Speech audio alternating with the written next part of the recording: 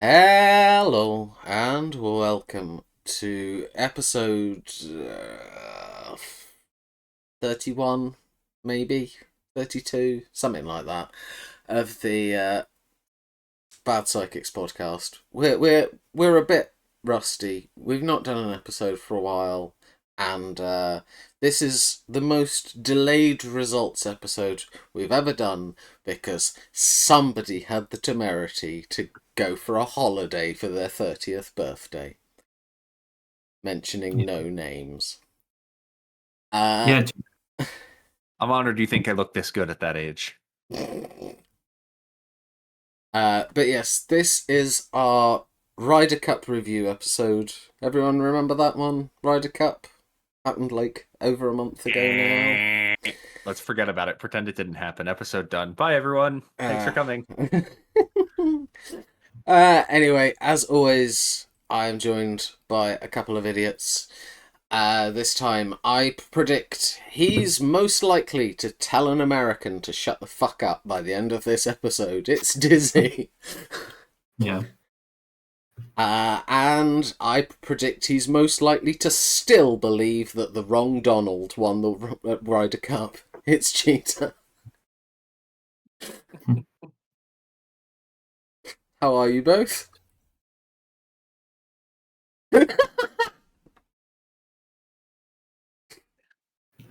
Dizzy, you good? I'm good. Good. I'm living the dream. Excellent. Cheetah, you all right there? Never better. Face has gone all red.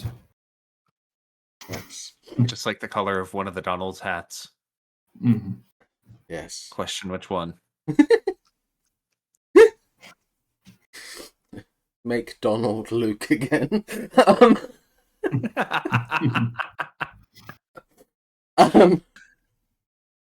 Maybe an episode title.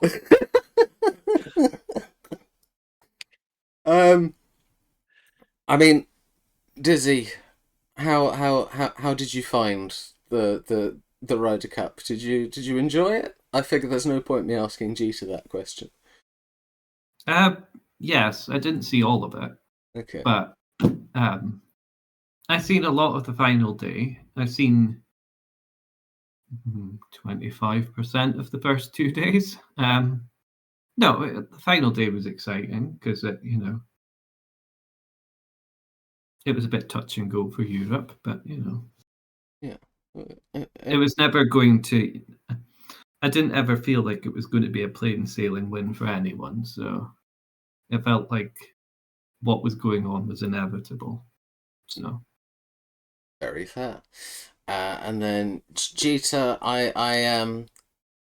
have to ask you about the behaviour of some of your compatriots in the stands, because like it feels like a lot of Americans still don't see a massive issue with what was going on. I mean, like where are you standing on it?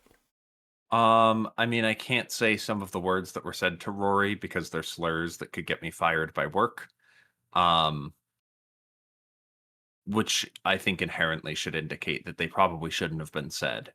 I'm not surprised that when you play a golf tournament just outside of the wealthiest city in the US and price tickets the way that they did, that the people who were going to go there were going to be people from upper price brackets. Unfortunately, a lot of the fans turned into like and this is also a product of the market that the golf world is growing to, which is perhaps a different episode of a different type of podcast that we don't have time for. But the golf world is really changing, especially with the advent of YouTube Golf. Barstool Sports is really heavily involved. Think what you want to think about Barstool, but they attract a certain type of person who's going to go to these sorts of events. And especially when you're playing a tournament just outside New York City and make the tickets as expensive as they were for days of competition, you're going to end up with a bunch of people going to these events that, money's an object to, and that are going to go and get really drunk and say things they shouldn't because they're from certain price brackets and their view of the world is just different than what the average person's is. And I think that this was probably predictable. I could have told you that those sorts of people were going to this event, and it happened. It's just I'm surprised at how ardently they crossed the line. Yeah, I think that was the surprise for me too. I I knew it would be hostile, but I think you can be hostile without crossing the line, Without being homophobic. without being homophobic, without making it personal. Like if you want to like irritate and needle like the golfers on like a playing level, that's fine. I think the point at which you start using personal attacks and insulting people's families and stuff like that, Yeah, I yeah, it's indefensible. And you know, this should have been predicted and should have been prepared for, and it wasn't. yeah. I mean, that being said, I will say I do think it should have been prepared for to an extent from both sides. Like it felt like the Europeans were genuinely like shocked Pikachu face, and like I wasn't, as I say, I wasn't that surprised by the intensity, but okay, well, let us see who came closest to predicting what would actually happen. Spoiler alert, I don't think any of us were particularly close to what actually happened. But yeah, we'll switch across. So I mean, let's deal with the sessions first. I mean, I think we were all under the impression that Europe would, at the very least, not get off to a horrible start. And Dizzy, that happened. A 3-1, a 3-1 win in that session, and it wasn't particularly close. No. Yeah, no, it kind of ran away from the US quite quickly, out of memory. Mm-hmm. And I know that was a session I didn't see at all, but yeah, I was quite surprised at how dominant it was and how convincing it was. I thought it would have at least been I mean, 3-1 wasn't necessarily the surprise. It was just the 3 points that they scored were trouncings, really. Yeah. And that was what was surprising. Agreed. We then get into the afternoon 4 balls. I mean, for me, it was a curious session from memory, in that, like, you had Scheffler's struggles in the Ryder Cup continuing against what I thought was an unusual pairing in Rahm and Straka. Fleetwood and Rose did a good job against Griffin and Bryson. Oberg and Højgaard, though, got absolutely demolished by Cam Young and JT. And then McIlroy and Lowry halving against Burns and Cantlay in what was arguably one of the few, like, particularly close matches of the first day. Like, most of them seemed to be pretty much inevitable from the get-go. But then we come into the Saturday morning foursomes, and Jeter, it didn't really start going any better for the Americans at this point. No. That's about what I have to say. Yeah, just no. Okay. Here's I think my arcs on the general first 2 days are that Tommy Fleetwood played out of his mind, whether with Rosie or with McIlroy, Mm-hmm. um, and just was automatic. And someone that we all kind of thought was going to be a potential weak link in John Rahm also went nuclear. Mm. Rahm winning 3 points, all of those in his first 3 sessions, helping to build a lead. Fleetwood won, I think it was 4. Yeah, 4. He won all of his except for his singles. Like, Mm-hmm. it was such a hot start by the European stars compared to a really big flop from Scheffler and DeChambeau.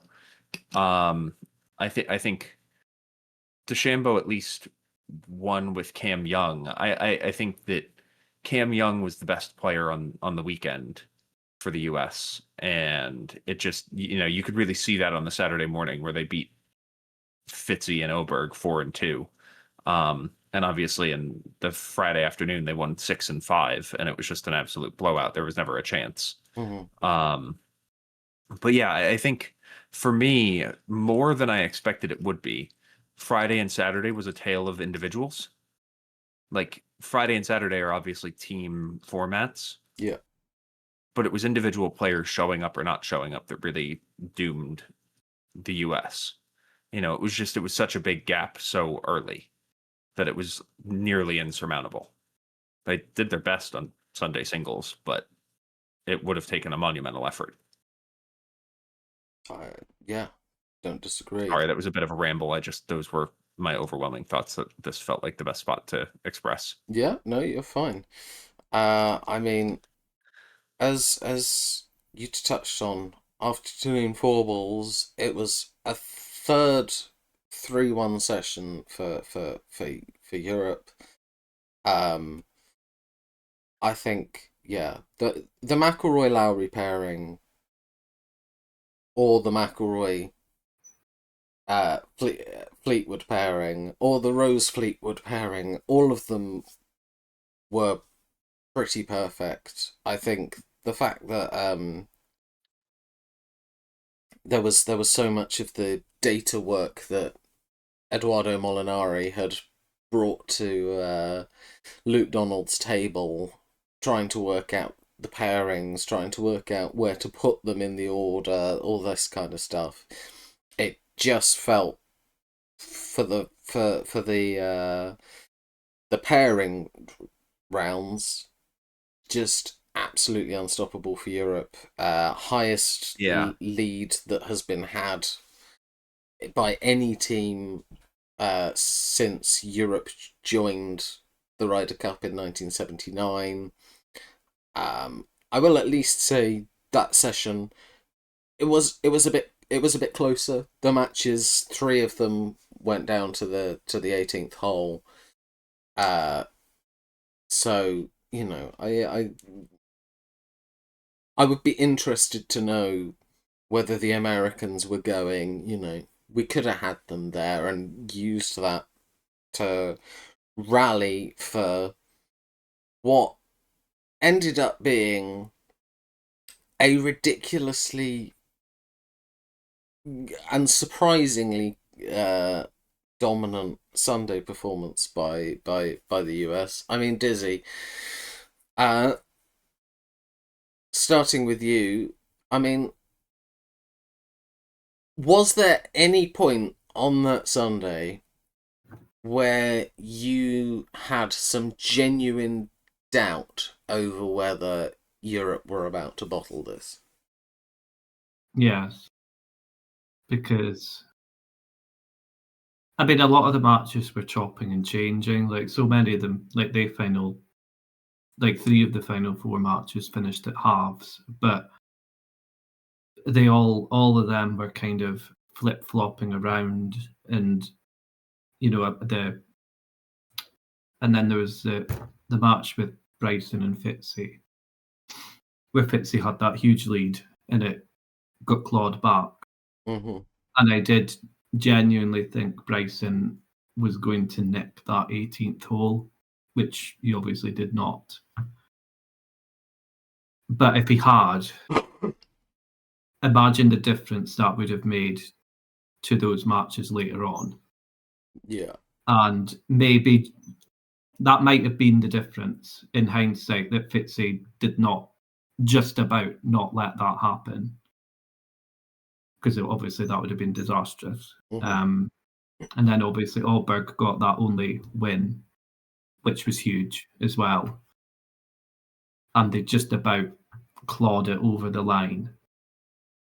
Hatton and McIntyre did well to kind of get it over the line, to be honest. But no, I would say when the final two matches, maybe when they were on the 14th hole, 13th hole, that was the time when I was thinking, ooh, maybe it might still happen. But no, it was a scrape.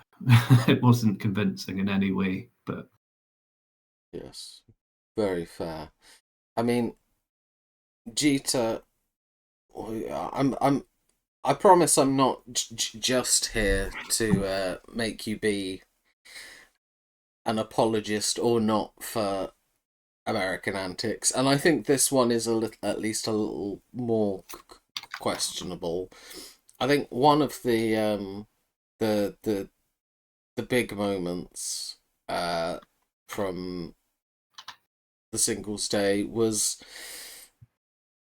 Justin Rose in his match against Cam Young ends up in a spot of bother, asks for a ruling, gets the ruling, and then Keegan throws a shit fit and gets that ruling changed.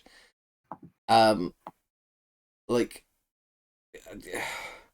was that kind of emblematic of tensions throughout, or do you think Keegan was justified? Like, should the captain be getting involved with rulings? Like, where do you come down on it? I have a couple things, both on this ruling and then generally on like the on the American approach on stuff, because I had one other thing that I wanted to mention with foursomes that I didn't. Mm-hmm. Starting with the ruling, I think I'm fine if a captain goes, hey, this ruling was wrong. If I'm not mistaken, I think it was a TIO ruling, so temporary movable object, which is super common for those of you who don't know golf. Basically, like at these tournaments, they build grandstands that are temporary movable objects. Like they're there, they wouldn't typically be there. If you're being blocked by a grandstand, you can ask an official for relief. I think Rose asked for some relief and got it. Mm-hmm. And then Keegan went, hey, no, he shouldn't have gotten this relief, etc. Both of them are within their right to do that. Do I think that it lit a spark in Rose for sure and made that match perhaps testier than it needed to? But I can also understand that Keegan was trying to light a fire and didn't want to give an inch because he didn't have many more to give after how poor the start was. Yeah. I think that generally, though, if we're talking about like the US Ryder Cup team as a whole, there was like a lack of preparedness. And compared, like your discussion of Molinari in the analytics, I was hoping that you were going to bring up the fact that Keegan sent out statistically the worst possible pairing for Friday foursomes in English and Morikawa. Yeah, I did consider it, but I didn't want to make you any more depressed than you need No, to be.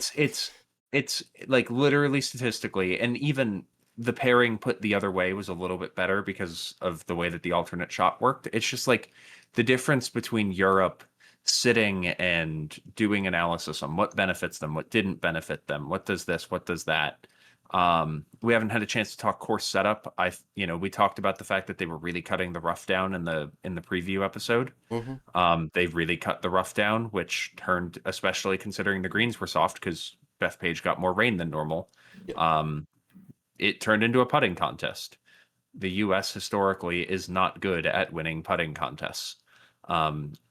Europe has the better putter, and then even if it turned into a putting contest, we left the best putter in the tour on the Pine, and he only played 2 matches. I don't think Burns was playing his best golf, but still, if you're going to turn this into a putting contest, surely you'd want to. Burns played 3, just to. Oh, But I point thought you still were talking stands about that, Henley, who also played 3. I would view him as arguably. Burns had most strokes gained this past year on the tour in putting. Yes, agreed. But like, I would say if you looked at the data over like 10 years, I think Henley's pretty consistently there or thereabouts. Yeah, my point still stands that like they didn't set up the course, they didn't do anything to facilitate this being a win for the US. I think the US potentially had the better golfers on the team if you're talking about like the traditional format of what these guys go out and play, which is, one-on-one, you're in charge of your own ball. And we saw that in singles. Like the US had a dominant singles win. Yeah. They could not figure out the team side of the Ryder Cup, which is a huge part of the Ryder Cup. And yeah, I just, I think that perhaps the Rose ruling was a microcosm of it, in that the US just at every moment possible, when they could have made a decision that shined them in light or helped them long term, it was making short-term decisions that ended up making them look like fools. But, it was really hard to answer all of that question with a cat roaming around in front of Dizzy. I was literally about to say, Dizzy, does Chloe Cat have? Is that Chloe? I think. Mm-hmm. Yes. Does Chloe have any feelings on the Ryder Cup? She's purring. I heard that purr. Oh, did you? Okay. Yeah. I didn't. Yes, she's been purring this whole time. Yes. But is that because you're scratching her, or because she's a big golf fan? She loves the golf. Okay. She tries to follow the ball. Okay. Same with in snooker. Excellent.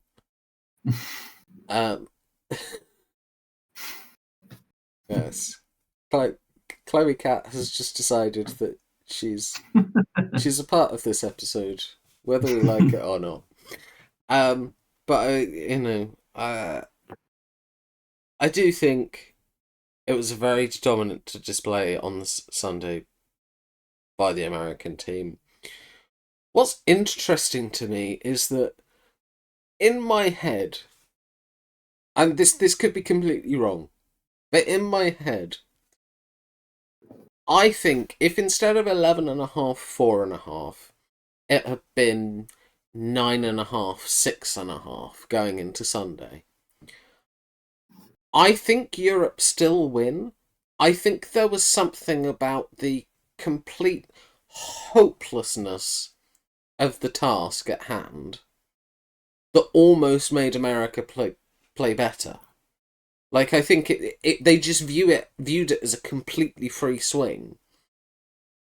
Whereas I think if the margin had been closer, I think there'd have been more pressure on them, and I think Europe still would have ended up winning. I think it would have had to be more like a 8.5, 7.5 level of close before I genuinely think that America have a huge chance. I mean, yeah, if I can jump in super quick, I think on that front, I do wonder whether Victor would have played had it been closer. And I think the US having the knowledge that they just had a half point taken away as a result of the fact that they didn't get to play, and their margin got even that much thinner because Victor was medically out. That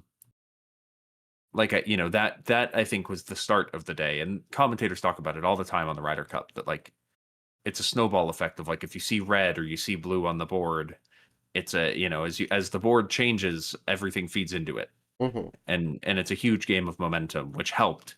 But I do wonder whether Victor would have tried to tough through it, whether if he felt like Europe needed more than just a half, Mm-hmm. and whether that would have changed things if the US had been a little bit closer going into Sunday. That is one of the thoughts that I've had over the last month. Okay. I mean, I think let's touch on this a bit further, and I'll ask both of you the same question, because I think this is probably a divisive one. Dizzy, for you, the half point for Victor needing to withdraw, Ryder Cup rules state that if you withdraw with enough warning before the singles match, basically the opposing team also benches a player, and the so-called matchup between the two is a half. Was that fair by the rules in this situation, that, Victor needed it and there was no funny business? And two, should that be the rule? Does it need looking at? Where do you stand on both those things? I mean, as for the rule, I can compare it to tennis because I obviously know a lot about tennis, and it's a solo sport, so it has its similarities. Mm-hmm. So I'm going to put this situation and pretend it's the Davis Cup or the Fed Cup. Mm-hmm. And so if this scenario was to happen in the Davis Cup or Fed Cup, first, it's similar because you'll get matches and then they'll have played, and then the next day in the morning they'll put the schedule for the next matches. It's not like they're all announced right away. They chop and change it. Mm-hmm. But say GB versus USA, and say if Taylor Fritz is supposed to play, and whilst the match beforehand is going on, Fritz cannot play. He's picked up an injury or whatever. He cannot play. And in tennis, they always have an alternate player available to play. Okay. So there is a part of me that makes me think, should the Ryder Cup have a 13th player as an alternate to fill in? Should it be required? Okay. But I see Jeter's shaking his head. But that's all I can comment on, because that's how it gets compared to tennis. Okay. But then taking that away, I obviously then asked you both, because I wasn't 100% in the rule. I just assumed that Hovland gave up the point, and I was wrong, obviously. Mm-hmm. My opinion is that, personally, not knowing enough about the sport, but my just personal opinion on the matter is it should have been the point to USA. Okay. In my personal opinion. I'm no golf expert, but a lot of people might disagree with me. A lot of people might agree with me, but that's my personal opinion. Okay. Because I just feel like that's always kind of how it works in tennis. If you have to forfeit, you give up the match. You give up the point or whatever, Okay. That's just, and I feel like that's how it works in a lot of solo sports. So when you both told me that, I was personally surprised to hear that forfeiting the match gets you a half point. So I think you've answered one part of my question really well there from your perspective. The other part, though, do you feel like Europe gamified the rules, or do you think it was a legitimate medical need to sit the session out? See, this is, again, you compare it to tennis, and when there's a match, and then I mean, it's a slightly different circumstance, but it's the same argument where a player can take a medical timeout in attempt to gain an advantage from doing that. Mm-hmm. And you always have the question of, is the injury legitimate? Yeah. The problem is only the individual can ever truly know the answer to that. Mm-hmm. So I always, everyone's going to be different in how they feel about it. I always try and give, the benefit of the doubt to certain situations. So that's what I felt with Hovland, where I thought, I'll give the benefit of the doubt. He probably didn't. I do truly believe he had some sort of has an injury and didn't feel like he wanted to play, and because of the big lead, didn't feel like it was worth the risk and take the half. Yeah. Okay. Because I don't know what would the rule have been if he'd started the round and then say at the sixth hole he couldn't continue. Would that have then been the point to the USA? Yes. Yeah. Yeah. Exactly. So if he was not 100% sure he could complete the round, I can see why you would withdraw. Yeah. Yeah, I can see both sides, to be honest. Mhm. And I'll go quick because I think that there was a good recap. I don't think Hovland was faking it.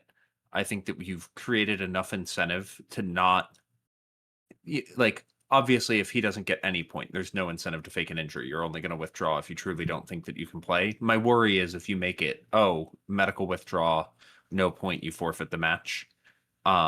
Players might try and play through an injury that they shouldn't do. Mm-hmm. Hovland might have tried to go out there and play because he doesn't want to give up a full point and withdrawn partway through the match. Yeah. And I honestly think it's like that would also create some problems because you wouldn't know where Hovland's going to play if you're the U.S. captain. So you're trying to put, in this case, Harris English up against wherever he is. What happens if Hovland goes up against Scotty Scheffler, realizes that he's drawn the best player in the U.S., goes out and plays 2 holes, withdraws, and then Scotty gets his point and Scotty doesn't get to play? Like that also creates a can of worms that you don't want. So I think that having like a point incentive to say like, hey, if you're hurt, don't go play is fine. I don't think that there's a perfect solution. I really don't like the idea of bringing a 13th because it's just such a disadvantage to have not played in 2 days, to go out there for practice rounds at most and then just not have played the course for 2 days and have to go out on the Sunday completely cold. There's a reason why captains have all of their people play at least one of the 4 Friday or Saturday sessions, to avoid that exact possibility. So I think I don't know that there's a perfect solution. I doubt that Victor was faking an injury. I'm sure that he was like, "Oh, I'll take the half a point, considering I might not be able to go out there and get a point." Mm-hmm. And I think by allowing the U.S., or if an injury had happened to the U.S., allowing a captain to put a name in the envelope and take out their, the player that they think is their weakest to get a half a point is about as mutually beneficial as you can get. Because you could argue there's no guarantee if Hovland was playing that he would have played English. Yeah. And this way, your worst player is also getting half a point when you otherwise probably wouldn't have expected your 12th player to go out and get a half. Yeah. No, I think for me, I agree on that front. I do think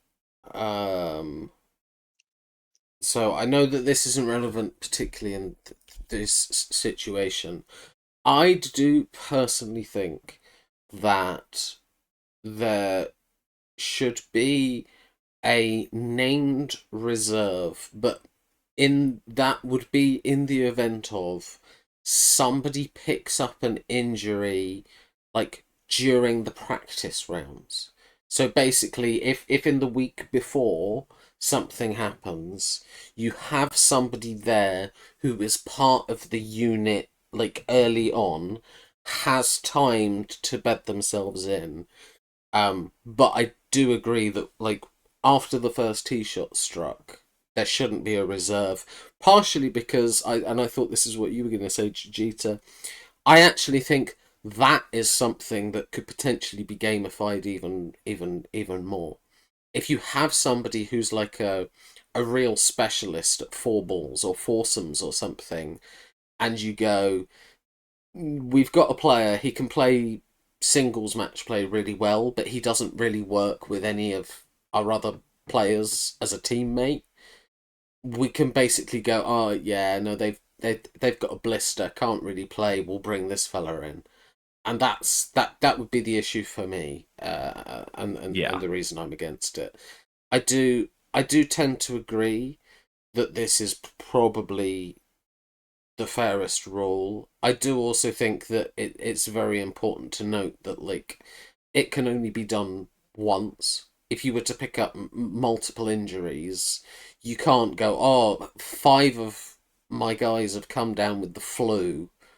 We're gonna need half points for all of them, please. Like that's not gonna happen. Like it's once, and it can be used.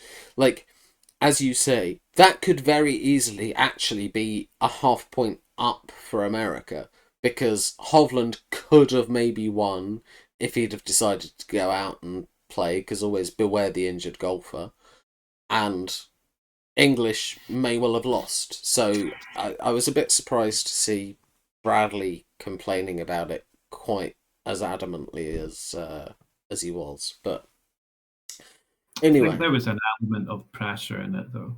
Like I think you consider the scoreline, and you consider what happened there, and you consider what happened with Rose, and I think a lot of it was just pressure intensifying. Yeah, that's fair. Keegan felt the walls closing in, and there were only so many paths, and that was the thing. Is sure, a half point is okay for the US, but it's a lot better for Europe. And coming into singles, there were only so many points that you could, the US could only drop 3.5 points. And then immediately that goes down to 3, because as soon as that happened, it was already 12-5. Yeah. And the US and Europe just needed 2 points in order to retain. Keegan's presumably pissed because he's like, the walls are closing in, and now my path is within 11 matches. I can only give up 2 points. That's a huge ask. Yeah. No, that's fair. I do think something I found interesting, and afterwards we'll move on. But I did find it interesting that both in the singles matches and in the Sunday afternoon session, both the big team-on-team flashpoints, as opposed to crowd versus anybody, both the team-on-team flashpoints involved Justin Rose. Like, it got into an argument with DeChambeau and his caddy in one session, and then gets into an argument with Bradley during the singles. Who would have thought it? One of the nicest, gentlest men in golf. Apparently an absolute menace to society during a Ryder Cup, but anyway. So the rose has its thorns. Yes. Very good. Yes. Boo. But yes, so we look at the sessions, our session predictions. I mean, basically, if you said Europe for any of the first 4, you get a point. If you said US for the last one, you get some points. And if I switch to the other screen, we'll do these all at the same time. What it ends up meaning is that Jeter starts off with a definite early lead, because he got 3 of the sessions right. Dizzy and I only got 1 apiece, and yes, none of us predicted got any extra points for correctly predicting halves, because that no sessions were halved, which was a disappointment. We wanted the big points, but never mind. Right, next, moving on to the biggest win. So I said 7 and 6, Dizzy said 6 and 5, Jeter said 5 and 3. In the end, somebody got it exactly, and it was Dizzy, who got 6 and 5. Cam Young and Justin Thomas on Friday afternoon, beating Oberg and Højgaard 6 and 5. I mean, was that the specific matchup that you were expecting to be a 6 and 5 win, Dizzy?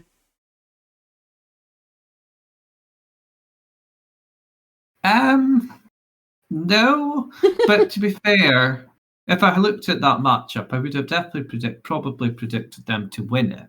Yeah, but maybe not by 6 and 5. But to be fair, when I predicted the biggest score, I did kind of think that it wouldn't have been in singles. Yeah, that's fair. That was my personal opinion, but that's about as close to as I can be. Fair enough.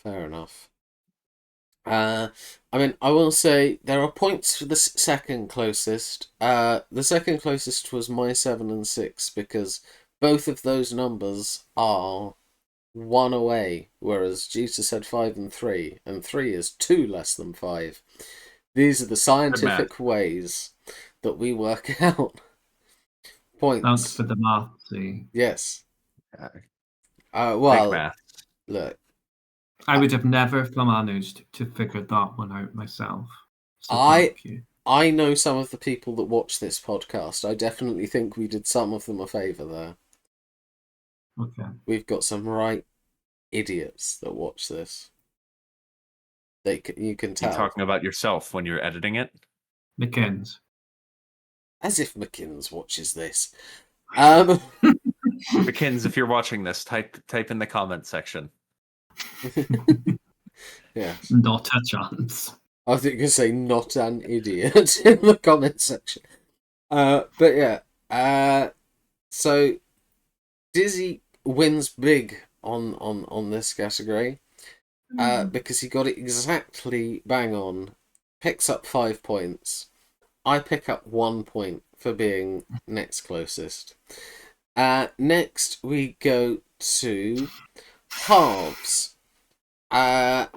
We were all pretty closely matched on how many halves we thought there would be. Jeter and Dizzy, you both said 5. I said 6. It was looking like we were all going to be miles over because there was 1 in the first 4 sessions. But then singles threw up 5 for a total of 6, meaning I got it bang on. Let's go. But it does also mean that actually, yeah, is that right?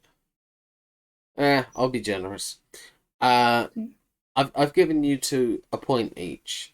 I think I should probably have only given you a half a point each, but I'll deal with it. Happy Halloween. Yes, that's your Halloween treat. Because yes, it is Halloween the day we are recording this. Because if it takes me a while to edit that comment might come out of nowhere to you. You're just like, it's bonfire night, and they're saying Happy Halloween. What's going on? You know, What the hell is bonfire night? Pardon? What the hell is bonfire night? Guy Fawkes. Ah. Yeah. It's like the British night where all the fireworks go off. And... You'll know that when the 5th of November hits, I've watched V for Vendetta. Yeah. I just forgot that it was called bonfire night. I'll be having a very stressful night trying to keep my cats from having panic attacks as the fireworks are going off. So yes, thankfully, I'll be grumpy. Yes, our only remaining dog is not bothered by fireworks. Like, she literally could not give a shit. But incredibly funny that we said this was going to be a short recording. Well, yeah, we're just yapping though. I still think it'll be fairly short. But yes. Next, most matches.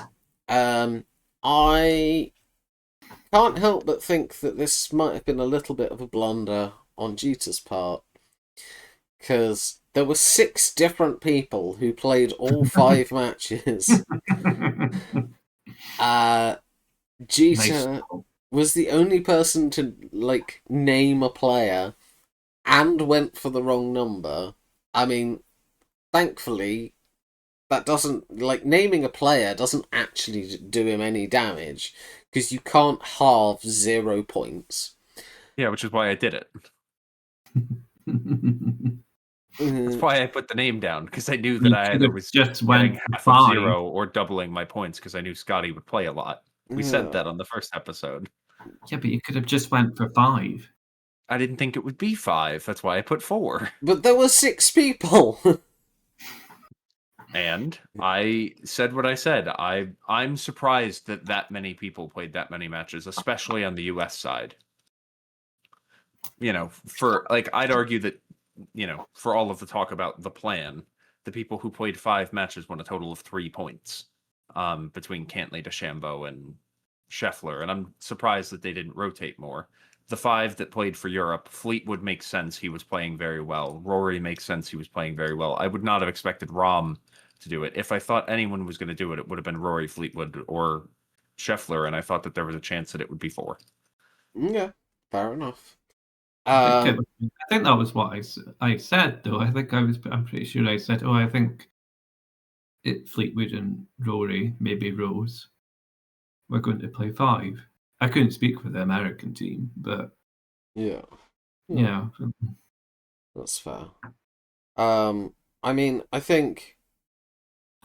Now I know why I gave 1 point, because I was trying to work out what to do here, because it says if you got the correct number, you got 5 points. But usually, if you're both first and second, you split the points. But I couldn't decide what to do, so I gave you both 1 last time.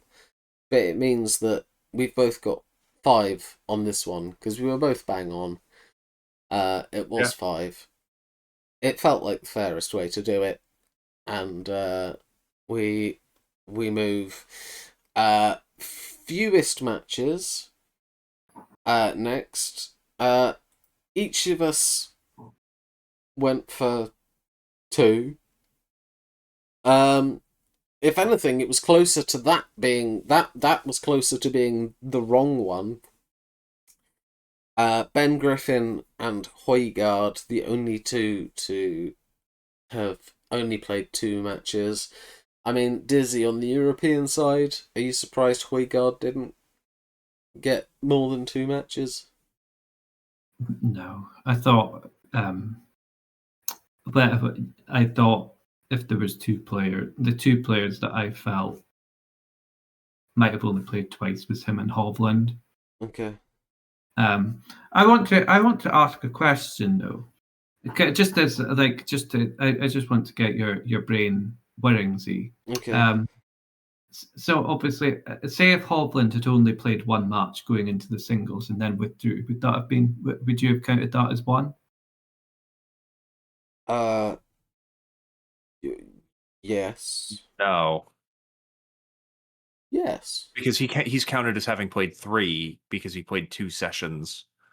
Plus No, then, I'm just saying hypothetically, if he'd only played once before the singles and then withdrew.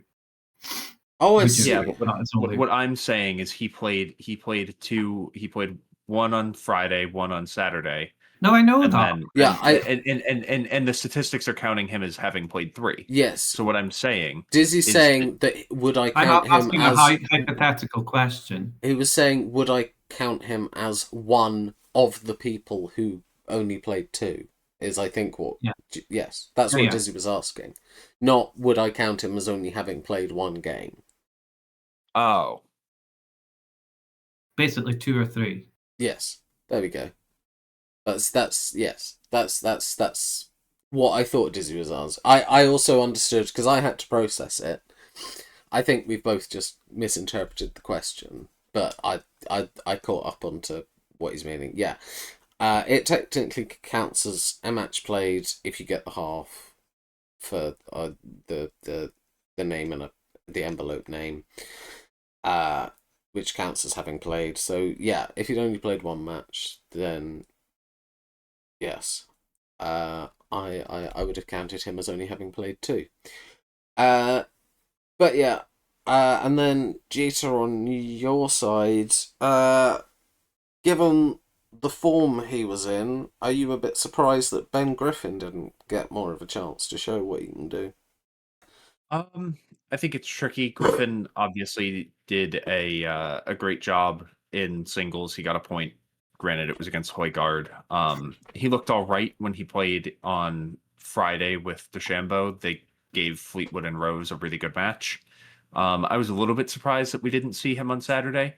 I think it's partially a product of the fact that Cam Young was playing very good golf, and there was only so much space for the young guys. And I think that after the big gap that the US found themselves in, they felt like they had to ride the stars a little bit more than they perhaps otherwise would have needed to. I think that maybe there's a world where Scheffler or DeChambeau sits if things were a little bit closer for a session, and that's when you could see Ben get out there and play a third. But I'm not surprised that one of Ben or Cam Young only played twice. It just kind of was a product of the fact that Cam Young was the best player on the team this weekend. Okay. But anyway, absolutely nothing changes in terms of the margins between us, but all of us do get 5 points for probably the easiest 5 points any of us were going to get on this one. Next was a hole-in-one. If you said yes and it happened, you got 5 points. If you said no and it didn't happen, you only got 3 points, just to try and encourage people to take a bit of a gamble. I was the only one to be suckered into the gamble, and I truly was suckered in because there was no hole-in-one this time round. Which means Dizzy and Jeter both get 3 points onto their tally. Next, we have overall winner and score. Now, you might notice that I said score would be 15-13, and you might be thinking I was particularly happy because I briefly was, until I remembered when scoring it the specific rule I put in place, which was that you could only get points from the score if you predicted the correct winner. All of us said that the USA would win the Ryder Cup. All of us were wrong, which means none of us get any points for the score either. So that means overall winner and score, both completely useless, no points whatsoever. Next, we go to bonuses. I said that Tommy Fleetwood and Patrick Cantlay would face off at least once.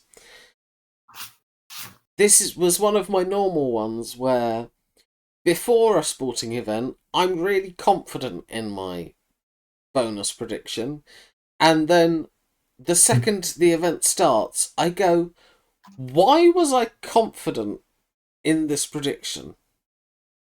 Like, the chances just don't seem particularly high, and yeah, they didn't meet, and so no points for me. In fact, negative points for me. Dizzy said that a rookie would go 100% winning percentage on his matchups. I can't lie. There was a little bit of a scare that Cam Young might do that when I think they took an early lead, him and JT, against McIlroy and Lowry in the afternoon session on Saturday. And if they'd have won that, that would have been 4 from 4 in his matches. But otherwise, none of the rookies got particularly close. Nobody had 100% record full stop, but none of the other rookies got particularly close. So it's also going to be minus points for Dizzy. And then Jeter, you went for, I mean, both teams will have led at the end of a session. The fact that the closest you got to that was on the final day. Well, I said that was the way that I thought it was going to happen. It's Okay. interesting. The exact path that I had thought out was that Europe was going to get out to a big lead. Europe's lead was going to slowly shrink over the course of the rest of the Friday and the Saturday. US would win Sunday. They'd make a small comeback win, make up like a 2 or 3 point gap. Wahoo, US wins. My prediction comes correct. That was the canter that I thought it was going to go down. And it almost did, except Europe's lead was too big too early. Yes. Like, the path that I thought it would take with Europe taking a lead and then the US storming back was what happened. It just didn't happen enough, or that the lead was too big. Yeah. But I wasn't expecting the US to win a session until the end. And they almost did.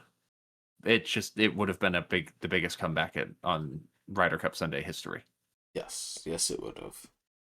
But that means that also Jeter loses points. But obviously we set our own scores for the bonus questions, which means we all lose different numbers of points. Dizzy loses 4, Jeter loses 3, I lose 6. And so that brings us to the scores. So, first of all, my final score, 13 points. 13 points for me. Dizzy or Jeter needs to beat 13 points. Dizzy scored 18 points. Dizzy takes the lead. So, if Jeter scores more than 18, he wins. Less than 18, Dizzy wins.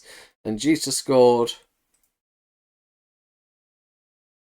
15 points, which means it's a second, I think, Bad Psychics title for Dizzy. Congrats, Dizzy. I think you should both be ashamed of yourselves letting me win this.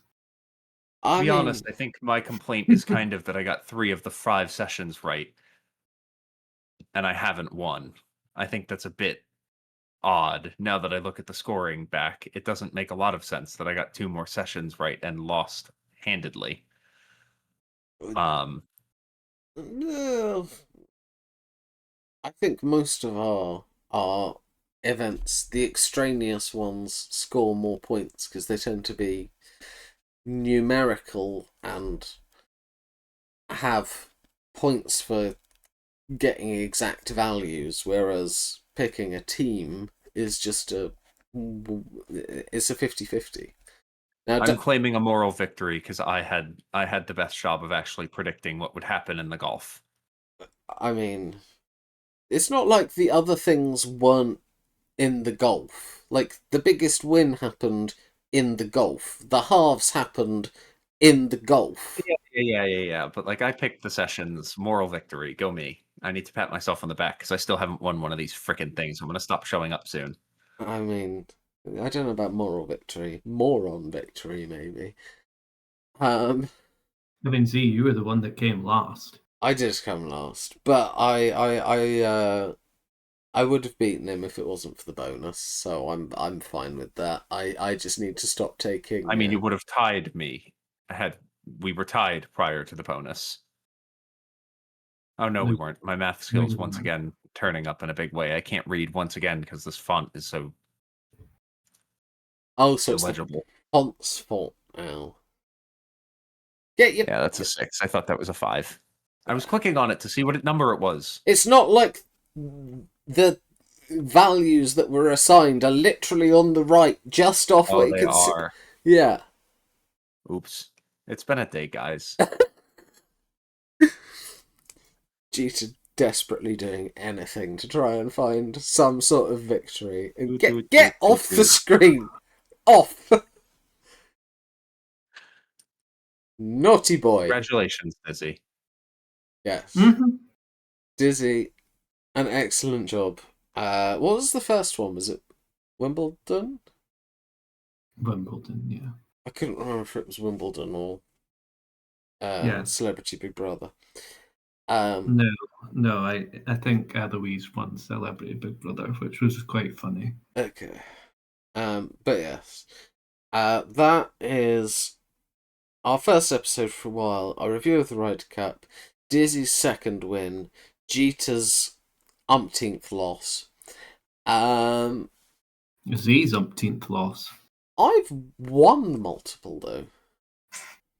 Yeah, but you do them all, so. Well, I don't do all of them. Yeah. But it's fine. I look. I swing for the fences. I win or I don't. It's fine. I think. It's fine. Once we get to the dancing, I'll be coming last. It's fine. I mean, I'm not convinced you will be, but we'll see. I certainly have not done well on any of the dancing. Yeah. I think our next episode will be our Ashes preview episode. I need to schedule that. That has reminded me that I need to schedule that. And arrange a nameplate for a new psychic guest. But yes, that is all for this episode. Until we see you again, remember to always be big mystics, not big mistakes. Bye.